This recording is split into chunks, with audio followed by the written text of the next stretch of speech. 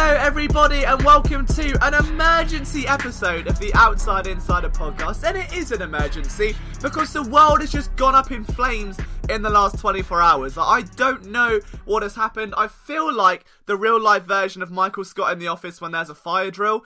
Everything has just got a bit crazy right now. We need time to dissect it. And lucky for you, we've got this podcast right here. So if you're new to the show, if you're wondering why you're listening to a British kid with a very high-pitched voice that I've been told sounds like a NASCAR wheel gun, you want to subscribe, right? So you can do so on the following platforms. We are on Spreaker, Stitcher, YouTube, iTunes, Spotify, iHeartRadio, and a VHS where you thought it was Thomas the Tank Engine, but your dad accidentally taped over it with football highlights. We're on there as well. But if you're listening to this on YouTube, which I know hundreds of you do now, which still blows my mind, if you've got any of those devices or access to Spotify or iTunes, if you could leave a little 5-star review, if you could hit subscribe, it really does help the show grow. And I promise I will sing you Enrique Iglesias' Hero in Spanish as a thank you. But we've got to get into it because, I mean, my life right now is an absolute shambles. America's gone into daylight savings, which means my body clock is all kinds of messed up trying to live on that time difference until England kind of go through it as well. And to make life even more interesting on Monday, we had Malik Jackson, D-Jax, Jason Peters not being called Jax, Stefan Wisniewski being jacked. There was so much that happened in the space of 24 hours. I couldn't keep up. And I tried to put out a video, I tried to condense it all down in like a 17-minute video, which went down really well, like that blew up, so thank you so much for the love on that. But it needed a podcast.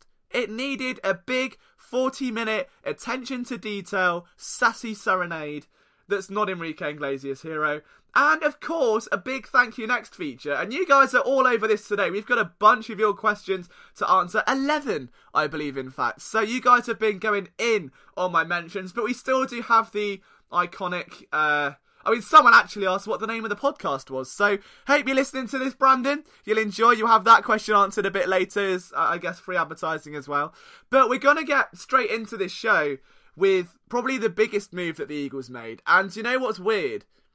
That people tweeted me, like, just after it happened, knowing what my podcast response was going to be.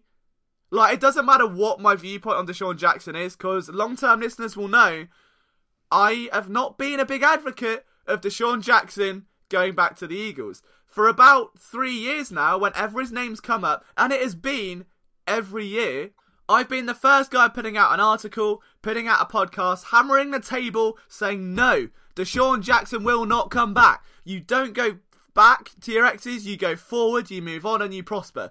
And that was my mindset. I wouldn't be changed on that. I was like, he's getting old, the Eagles need something new, you don't turn up an old grave, there's going to be money involved, he's, kind of got a few question marks around him. And I wasn't having any of it. Even when Sammy Sleeves was in town, I did not want Desean Jackson back. Okay, I wasn't a fan. And then, yeah, what happened yesterday, when Desean Jackson returns to the Eagles, you can't help but feel happy, right? I mean, he was drafted by the Eagles back in 2008. He had 3 1,000-yard seasons and gave Eagles fans some of their most iconic memories in recent memory. If we take out the Super Bowl, which is obviously the one that we all go to now, think 20 years, last 20 years of the Philadelphia Eagles, how many of those memories are associated with Desean Jackson? Whether it's Miracle in the Meadowlands, whether it's the Monday Night Massacre against the Washington Redskins, for some reason Jackson always ends his memories with an M, like Martin. Maybe there'll be a memory called Martin soon. Maybe he's got a friend called Martin, I don't know. But there's a lot of M's regarded, and not talking money, with Desean Jackson. But so many of those memories are related to him. So many of the highest points, of the lowest points. The man symbolises an era of Philadelphia Eagles that I grew up watching. My first time watching the Eagles, I believe, properly, the first full season was like 2010, 2009, 2010. So for me, Jackson was the young hotshot. He'd just come out of Cal. Second, third year player. Blowing up the league. Blazingly quick. And then obviously the Chip Kelly era happens and he starts off well. It starts going, in fact, very, very well. I mean, 2013, his first year on the Chip Kelly, 1,300 yards. That's still a career best. 1,169 yards a year later. That was obviously in Washington. A slight decline. But 1 year under Chip Kelly, and he almost doubled his yardage production from the final year of the Andy Reid era. And ever since then, it just hasn't been the same. And it seems that it doesn't matter how far away you pull Desean Jackson from the Eagles, or you pull the Eagles from Desean Jackson, whether he goes to Washington, whether it's Tampa, whether there are new coaches, a new quarterback, new receivers. The Eagles have been trying to replace Desean Jackson since 2014. And that's not even a joke. Chip Kelly couldn't do it. Josh Huff certainly couldn't do it, other than the occasional somersault. Then we get to the Doug Peterson era with Dorial Green-Beckham. That went well. Torrey Smith, inconsistent, lovable guy, but couldn't get it together until right at the end, where it all became very magical. And then Mike Wallace, who unfortunately missed last season with an injury. The Eagles haven't found that speed guy. They've not found someone to take the top off a defense. Bryce Treggs, who is now on Twitter saying, I don't like it when players, post pictures of their workouts, and is now photographing DeShone Kizer's workouts. That's how his career's gone. Shelton Gibson, Matt Collins. Anyone else? They can't replace him. And it's like they've tried. And you know where the analogy's going as well. If you listen to this podcast for more than, I would say, 2 episodes, you know there's going to be a Fields-related analogy here. And do you know what? It's Pisces season. I've been talking to my friend recently, and she's been in love with this guy for about a year and a half, and they split up on quite bad terms. Haven't spoke for, obviously, a year and a half. And out of nowhere, he just slid into the DMs, they've started talking again, they've got a date on Friday. It's Pisces season, okay? This is a time where everyone misses the best bits of their life previously, and Desean Jackson was a huge part of that Eagles culture. A huge part. And again, it doesn't matter if Jackson's in Washington, if Jackson's in Tampa Bay. There's always that affinity. That picture we had with Carson Wentz after the Eagles played them not too long ago. The little moments, the little glimmers where you're like, could he come back? Is it right? They missed each other. And it gives us all hope. Everyone has been in a situation where there's something that's not worked out, or there's the one that got away, and you think, well, timing was wrong, maybe not now, and you move on with your life. And maybe there's going to be other people. But you always know that the original void you're trying to fill, there's only one person that can fill that. They happen to be in Washington, or they happen to be in Tampa Bay, until such a time as those flames came back together.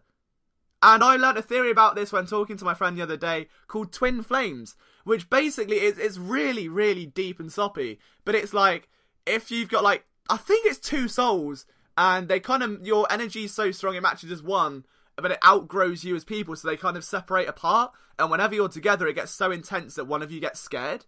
And then you kind of keep coming back and going away and coming back and going away until eventually you both stop fighting it and it all goes happily ever after. That's Desean Jackson and the Eagles. They're twin flames. And it's actually kind of soppy. And again, I'll be the first to admit that on this hill, I was not a big Desean Jackson stan. I was not going to sit here pounding the table for a 32-year-old receiver that while he did set a league best 18.2 yards average per reception, I don't think he was the guy. Not when you have got some really talented young receivers to draft and build around, because Desean Jackson won't last forever. He's not going to be your long-term guy. But a 3-year deal, $27 million, the Eagles can space that out. They can work that cost around. This is a big move. And again, if you're in your feelings and you're thinking do you know what, I wonder? There's always that one person, you kind of check up on them occasionally, see how they're getting on with life. And you think maybe 5-10 years down the line something will change. This is evidence that it happens, ladies and gentlemen. Alright? So stay in those feelings is my advice. Don't, if it's not healthy. Don't be doing that. But it's just a really nice happy ending, isn't it? Can you imagine? What if, okay, first play of the 2019 regular season, it's just, you know what I'm going to say, it's a bomb. It's just a vertical go-route bomb, mirroring what we saw in that Monday Night Massacre. Wentz to Jackson, touchdown, and he does the celebration where he falls into the end zone. Tell me that will not make you cry. Tell me it won't. No matter how you feel about him, tell me you won't tear up. that there won't be a little violin playing in your head. Because no matter how many times the culture has split them, where the reported gang allegations have come into it, where Chip Kelly said he wasn't a culture guy, where they're split for different reasons, the love between the franchise and the players stayed the same, no matter how much circumstances changed around them. And it just is the ultimate happy story love ending. This is like Taylor Swift love story, when Romeo said yes, and I'm a Taylor Swift, not a fan, but it is, right, this is an opinion as well. Okay, I've said this before. Ask any male friend you have, and if you go up to them and go, we were both young when I first saw you, they will sing the rest. Everyone knows that song. And if you don't admit it, you're a liar. You're a liar. That's my take on that situation. But this is huge for the Eagles in terms of they finally get their speed guy, and more than anything, it buys them time to develop Jackson's eventual replacement. Will that be Shelton Gibson? Will it be Mac Hollins? Are they going to look to the draft? They could still take a big name in the second round. They could still take a name in the 4th or the 5th round. But they've now actually, as I said last show, right? I said last mock draft that I did on the YouTube channel. The reason they haven't found a replacement for Desean Jackson is because A, you can't replace Desean Jackson. There's a little, subtle analogy there for you. And B, that you're not going to put the resources into it because it's not Desean Jackson. So they're paying minimal money for Torrey Smith, for Mike Wallace. They're drafting 4th, 5th round receivers, undrafted free agents. Of course you're not going to get the production back. You get out what you put in. That's always been the rule. And now, I said last show, the Eagles have to invest in a wide receiver too. I said it in my mock draft, where I had Philly taking Emmanuel Hall out of Missouri. They had to invest in that position, and now they have. You've got the potential of Alshon Jeffrey, of Nelson Aguilar, Desean Jackson, and the Goddard's tandem. That is giving me a slight moment. I need to take a time out here. That's a bit good, okay? Especially with that offensive line. Now, obviously there are going to be concerns. The biggest one here is that Nelson Aguilar's future, at least between now and Wednesday, so this may change depending when you listen to it, but his future's up in the air. The Eagles are paying $14 million to Alshon Jeffrey, potentially $7 to $8 million to Jackson, $9 million to Aguilar. You cannot justify that price on 3 receivers. You can't spend $30 million on 3 receivers. That's not the Eagles' way. So does Aguilar take a cap hit? Does he take a restructure and sign a longer term deal? Will he walk into free agency, and who can blame him when he's producing at the level he is at the age he is? And if the Eagles lose Aguilar, my immediate solution is either A, draft Andy Isabella. There's something about that name, for God's sake. Or B, you re-sign Jordan Matthews. If you bring Jordan Matthews back, he'll be much cheaper. Golden Tate wants $14 million for what I don't know. Nelson Aguilar is the much... If you're comparing it now, $9 million Aguilar, $14 million Golden Tate, Aguilar all day. If you're telling me $3 million Jordan Matthews, $9 million Nelson Aguilar, I'm saying bye to Aguilar. And that's not... Don't get up in arms. Jordan Matthews proved to me last year, career high in yards per reception, big time third down machine, much more physical in his routes now he's healthy, chemistry with Carson Wentz. I think you can get easy 600-700 yards out of Matthews next year, especially with Desean Jackson, especially with Alshon Jeffrey, especially with Zach Ertz and Dallas Goedert. You don't need to have a huge slot guy now. You don't need to be paying that much when the production will open itself up because of how much attention the rest of that offense will demand. But that's not my decision to make. That's why Howie Roseman's a general manager, and I'm sat in my bedroom talking about getting in your feelings and relating it to Desean Jackson. But the principle here is that the Eagles have a decision to make, and I think they're in a very good spot now at wide receiver. If you lose Aguilar, you bring back Matthews. If you keep Aguilar, the idea of Aguilar, Jeffrey, and Jackson as a trio, that's the best trio in the NFC East. Is it the best trio in the NFC? I think you can certainly make the argument. But when you look at Jackson's production, you're easily going to get, I'd say if you were to project it right now, about 800-900 yards out of him, depending on how much Carson wants to throw the ball deep. Zach Ertz should have another 800-plus yard season. Alshon Jeffrey should have the same. And already, The value's there. That's without mentioning Aguilar. So do I think this is a big move for the Eagles? Absolutely. And whether or not I wanted Desean Jackson back is irrelevant. The point is, this team has finally invested a substantial amount of capital into a position that was an area of need that they were neglecting for so long, that was such a key hole in their offense. And if Jackson, an old flame, is the guy to do it, then fine. Because there's everyone, whether it's work, whether it's life, whether it's relationship, there's one part of your life that will always be special no matter what else changes around you, that you kind of hang on to as thinking that will never die. I mean, I've got a friend now that still kind of has a thing for his ex. They've both moved on, both in happy relationships, but they acknowledge that, you know, that was always the main one. That's what happens in life. Everyone's got that. I think this Desean Jackson story is just a gentle reminder that if you wait long enough and you believe it strong enough, that those happy endings occasionally can come true. Other times they don't, but we're not to talk about those in this week's podcast. So thank you for tuning in, guys, so far. Again, if you are new around here, make sure you hit that subscribe button. If you're on YouTube, again, this is the one favour I would ask of you. If you have any of those devices, whether it's Apple Music, Spotify, Apple Music's the big ones, Apple Podcasts, Stitcher, iHeartRadio, if you could hit subscribe, leave a rating on there, that's what really helps this show grow. So thank you for all of your support. We're going to now move on to Malik Jackson before I end up playing James Blunt and Coldplay down the microphone and start crying over God knows what. And this, for me, I would say, if I'm honest, I am more excited about the idea of Malik Jackson than I am about Desean Jackson. So Malik Jax, which is my trademark nickname, if anyone takes Malik Jax as my trademark nickname, they're getting a slap with a cup of tea and a fish. The fish will wrap round the mug, okay? It won't be pretty. You've seen my muscles, there's not much of them, but don't underestimate me. 38.9 inch vertical, I hear you say. That's a lot. That's a lot. Malik Jax, to me, now I'm probably biased because I'm doing the film room as we speak. Like, today is going to be a very grindy day. Also, on that note, can we appreciate that the YouTube channel has had like daily uploads for about a week now? There have been film rooms, there have been mock drafts, there have been podcasts, there have been reaction videos, there have been This Week in Philadelphia Sports. On top of all the articles I write, on top of everything else, I'm exhausted. Yeah, the Malik Jackson film room is on the way. And from what I've seen on tape, I am honestly a bit flustered. The man's hand usage is that of a porn star. It's the only way I can describe it. It's absolutely ridiculous. He's such a technician, and he commands such attention from the opposing offensive line, that he eventually is going to carve up those openings that Timmy Jernigan used to.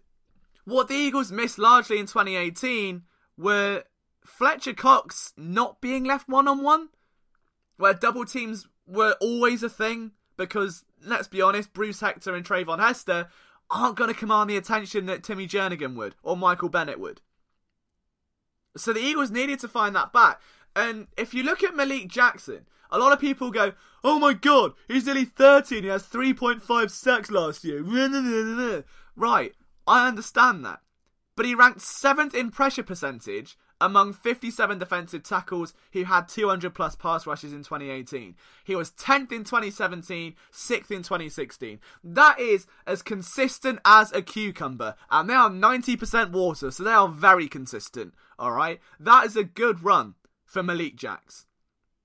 Not only that, but when he came off of that Super Bowl run with the Broncos, when he first went to the Jaguars and signed a monumentally big deal, he ended his first season with a career high in sacks. Nice, 6.5. But rookie defensive end Yannick Ngakoue broke the Jaguars' rookie sack record with 8. Why was that? Could that be the same reason Brandon Graham broke out 2 years ago, Liam? Yes, it could be, gentle listener. Well done, paying attention. The next year, 2017, Calais Campbell and Yannick Ngakoue combined for 26.5 sacks. What's the common denominator? Malik Jax. 2018, that same pattern can be seen again. They line him up as a 5 tech when he should be playing a 3. And that's all that matters. He's got versatility. He can play outside. He can play inside. The Outside Insider podcast, am I right?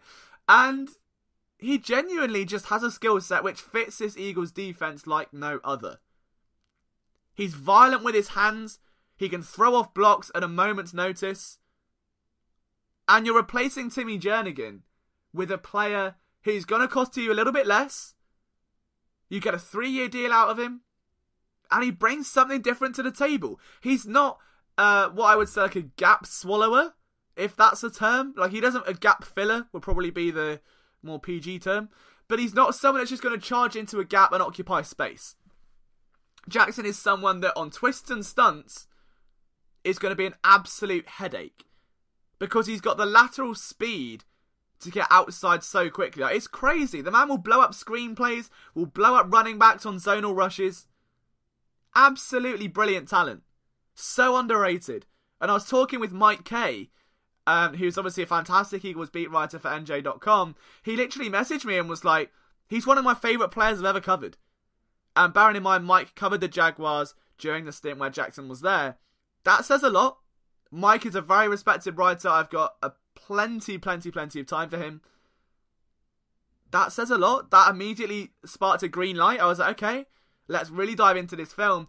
And the hand usage is what you'll notice. So that I'm kind of spoiling the film room when it goes out tonight. Unless you're watching this tomorrow, in which it's gone out, in which you've already watched it. And it's spoiled, so my bad. But Malik Jackson, to me, is the most underrated signing so far. Desean Jackson has a star power, but Malik Jax is going to be a star in Philly. Mark my words. And it may not show up on the stat sheet. He may not get 9 sacks a year or force 1 million fumbles. But what you'll notice within about 4 weeks is defensive end production will spike.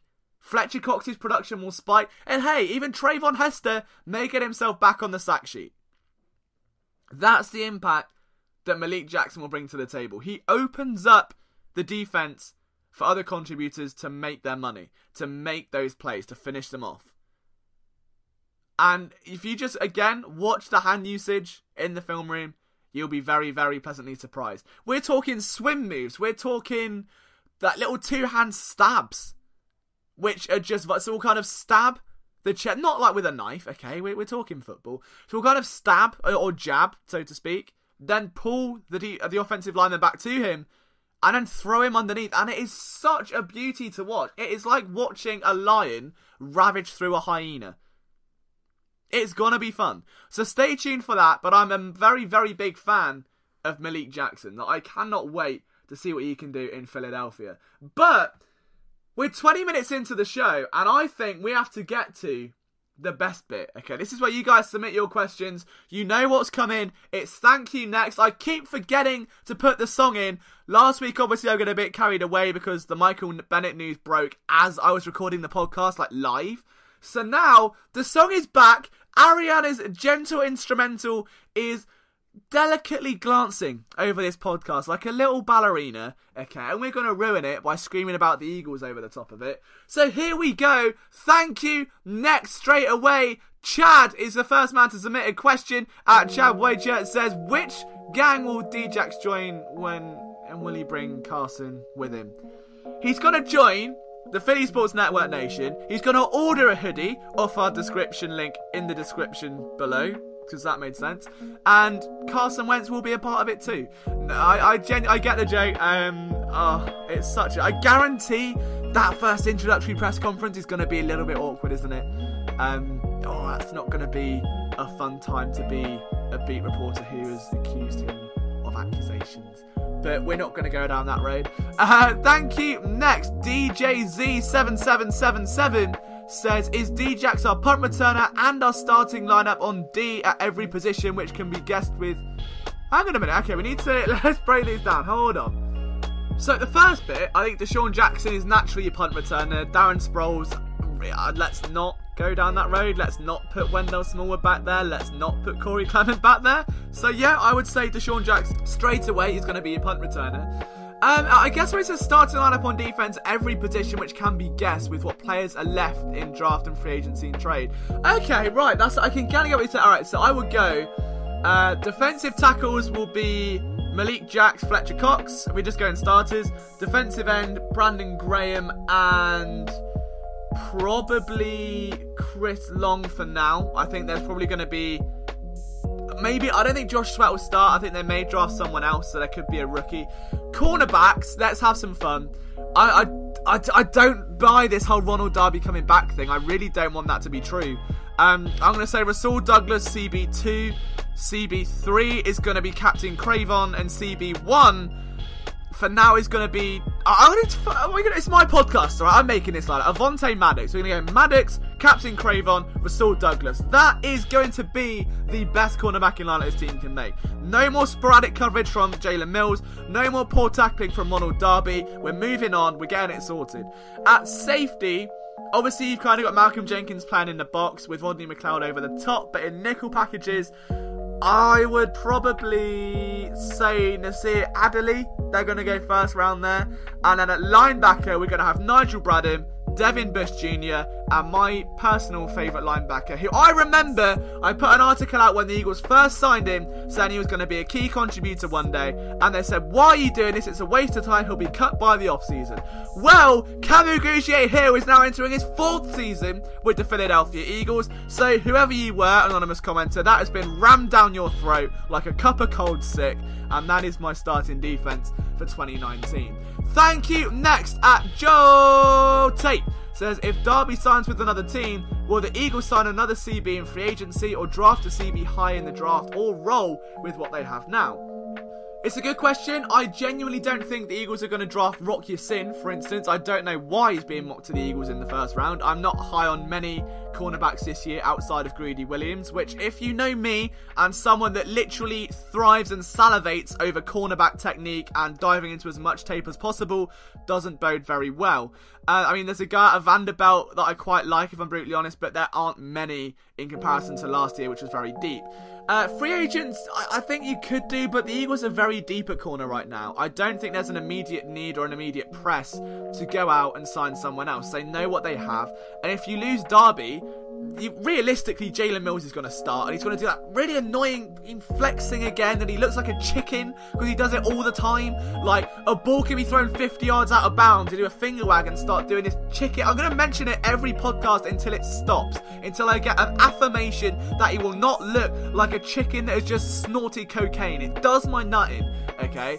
But outside of Jalen Mills, we've got Maddox, Douglas, Captain Cravon, Sidney Jones. Obviously was the one name I didn't mention then at all, you may notice. Right? That I just chose my best cornerbacks. I didn't even mention Sidney Jones. That's how deep this position is. So don't worry too much. I can't see them going aggressive. They may sign like a low budget guy, but they're not going to go all overboard and waste assets. So thank you. Next at Doc Rakowski, who's waiting for his patiently for his outside insider shirt. I know. Says, why did my wife leave me? Again, well, she might be coming back to you now, because if Desean Jackson can go back to the Eagles, your wife may come back. It's even given me hope. So, not that I've got a wife that left me, but we all know that I sit here listening to Summer Games by Drake every night, so take that for what you will. He also asked, do you see Aguilar putting the team first and taking a team-friendly contract restructuring, or do you see him demanding money, especially with D-Jax coming back? That is another good question. If I put it this way, if I'm Nelson Aguilar and the Eagles have just invested money into Desean Jackson, I'm a little bit pissed, because I'm thinking, you've got to pay me $9 million. I know it's an issue. We could have been working on an extension, and you've gone for reuniting. It's sort of like going back to the love of your life when you're just having a bit of a side fling with a part-time, and you're like, it's temporary. I feel like that's what this is right now. So if I'm Aguilar, I'm pissed, I'm packing my bags, and I'm going to secure the bag, because I'm in my prime. I've rebounded from what was a very tough rookie year. I've shown that I've got some of the crispest routes in the NFC East, that I can be a playmaker deep down the field. Teams are going to pay for it. If you look at what Adam Humphries from Tampa Bay was going to get this offseason, Nelson Aguilar can get a very, very expensive contract, especially now, what we're going to see with Antonio Brown, what we're going to see with even someone like Danny Amendola if he ends up getting a big deal. Devontae Parker reported to get a 2-year extension. So if I'm Aguilar, I'd probably take money elsewhere. Thank you next at Todoro. I'm assuming that's what it is. I'm sorry if I said that wrong. With Latavius Murray signed with the Saints, Hicks gone, who do we sign running back and middle linebacker? And what's your podcast called so I can listen to it? Telling people with me. Ready, say it out loud. 3, 2, 1. I just forgot I can't hear you because this is a podcast and it's me in my room. It's called The Outside Insider. I'm hoping you're listening to this, Ted. I'll be very disappointed if you're not after making me purposely mention you on the show. And who do we sign at running back? I think they're going to go through the draft. Maybe they bring back someone, like if they can get a Jay back, I don't know. But for me, I'm looking at someone like a Zegbo, who I've become a massive fan of in recent weeks. I love the idea of Devin Singletary. I think he's a fantastic running back that's really got, if you pardon the pun, the motor that the Eagles crave. I think there are plenty of mid-round talents. Like, you don't have to go for a Josh Jacobs. There are so many backs that fit this Eagles team. So I'm looking at a Zegbo. I'm looking at Singletary. I'm looking at maybe Darrell Henderson. I don't know. But there's a lot of guys that I think fit this team. And yeah, I think it'll be through the draft. That linebacker, I'm all in on Devin Bush Jr. and no one can talk me off that hill because the man moves sideline to sideline quicker than I mention a former relationship on this podcast, which is very, very quick. We all know I'm still in my feelings about it. It's been a year of this now, alright? Like, he goes quick. The man is zippy as anything. He tackles so securely. He is the perfect middle linebacker for this Eagles defense, and I think it will be a very, very big hit for the Eagles to take him early on. Thank you. Next, Brandon Allen. What's the name of your pod? Come on. You should be able to repeat it now. It's to write it down on a sign, stick it to a lamppost and get someone else to listen to it, Brandon. That's what you get as a new listener of this show. You now get to advertise it for us. You get to be our true spokesperson as our number one fan. Thank you. Next, Frank Castle. What a name. We love the Punisher. That got me in my feelings. I mean, Frank Castle is just a god. Does Nelly stay in Philly or will he be traded? I don't think he'll be traded. I think the Eagles can cut him without taking any kind of cap hit, and teams know that. It's very much like the Nick Foles situation. So if I'm the Eagles, I'm just going to let him go because you're not really going to get value for him unless you want to recoup the 6th round pick that you just gave up for Djax. Don't write that off just yet. Thoughts on Darby's contract? Ugh, get him gone. He annoys me. Do you know what? Ronald Darby's hip fluidity, his ability as a cover corner, as someone that feasts at the top of the route, is incredible. He has got hips like Shakira, and he tackles like a Jenga tower. I don't understand. He is the binary opposite of Jalen Mills, who tackles like a lion and has the coverage ability of me. There is no in between, and that's why the two are just an absolute nightmare pairing on the field together, because you've got contrasting weaknesses. You can target whichever one you want depending on the route. If you want comebacks, you go with Darby. If you want deep down the field, you target Mills. It's that simple. And defenses, or offenses I should say, are beginning to get aware. So get him gone, get him out of the situation. Thank you. Next, Marcus Levy. Still think the Eagles go defensive tackle or safety in the first round. What are your thoughts? I think they could go safety. Defensive tackle, I don't think so. And I think, bizarrely, that was the plan all along. Because if we look at this now, defensive tackle, Howie Roseman has said outright that this is a historic draft for defensive tackles, right? So why would they take one round one? They've now signed Malik Jackson. They can get a 4th or 5th round guy. This defensive line was at its very best when Destiny Vial and Bo Allen were supporting Jernigan and Cox. Neither of them were high draft picks. They were 7th round and undrafted. Both were key players during the Super Bowl run. You don't need to invest highly for those depth positions. So maybe a 5th round, maybe a 6th round pick, maybe a 4th. You can see where I'm kind of going with this. But I don't think they're going to go out of their way and waste valuable assets on what could be a position that can be just as valuable later in the draft. Outside of that, I think safety in the first round is potential. I know a lot of people like Chauncey Gardner-Johnson, a lot of people like Nasir Adderley. There is going to be a home bias to Nasir Adderley. I really like Nasir Adderley. I'm going to keep saying Nasir Adderley just to speak his name into existence. But if it's not Devin Bush or Nasir Adderley in the first round, I am going to headbutt a wardrobe, put it that way.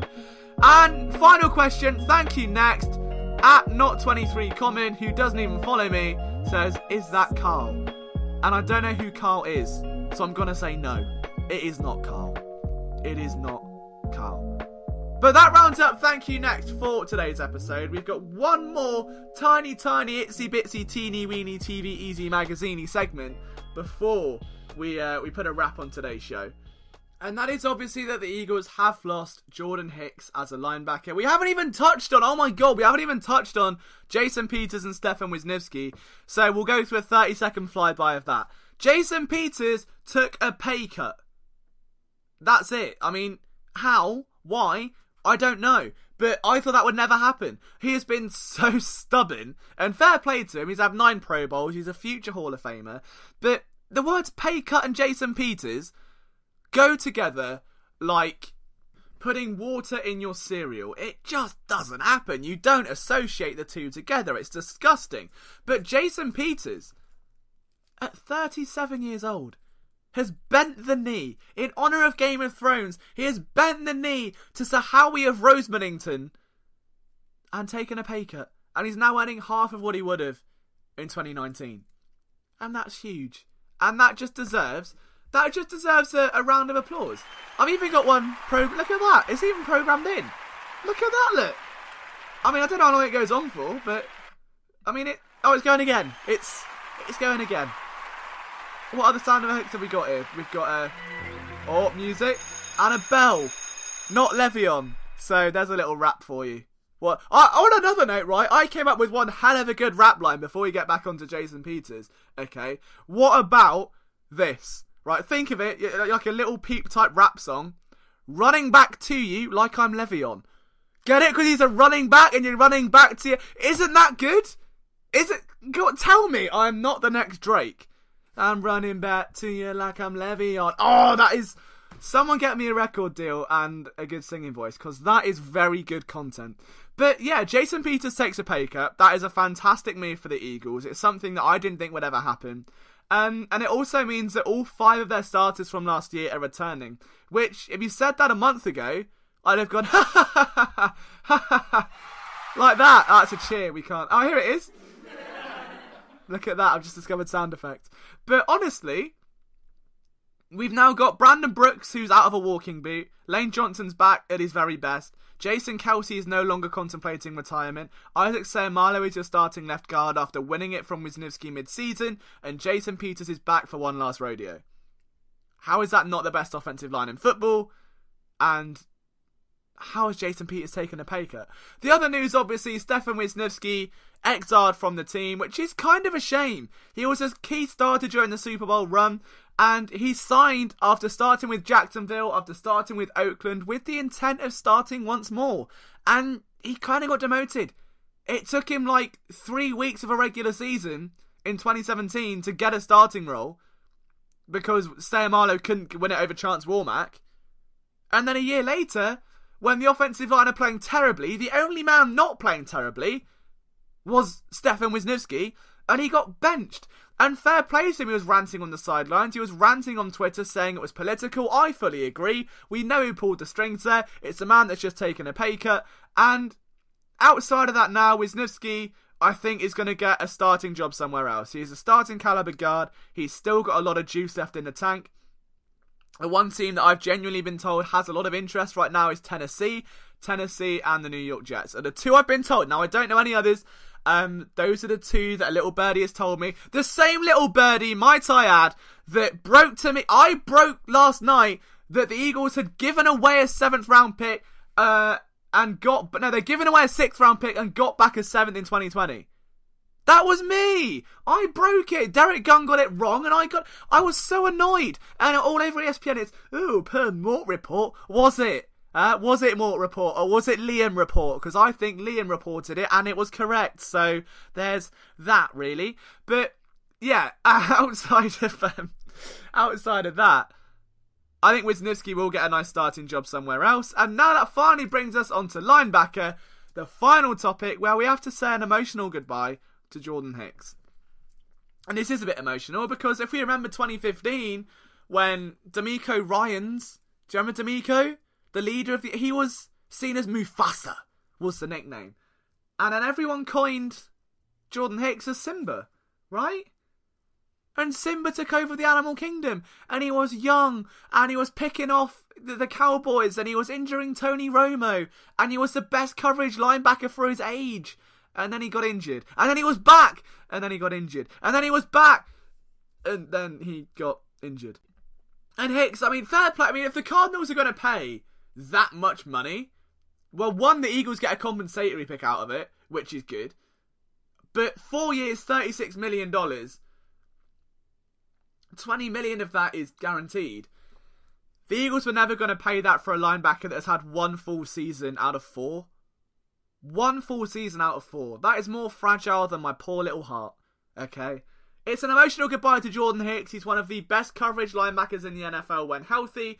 But outside of that, it's you can't make the club in the tub, as a wise man once said. And by a wise man, I mean that really lovable character on Last Chance U that is now doing quite well for himself. But that brings us to the end of a frantic Outside Insider. I know the tempo's changed, it's been a bit more manic than normal, but you've got a second show this week, right? That's what I'm here for. So if you're on the YouTube channel again and you're not subscribed, please hit subscribe to the channel. Make sure you're clicking one of the links in the description. Subscribe on the platform that's best for you. Leave 5 stars, write a review, give me a poem.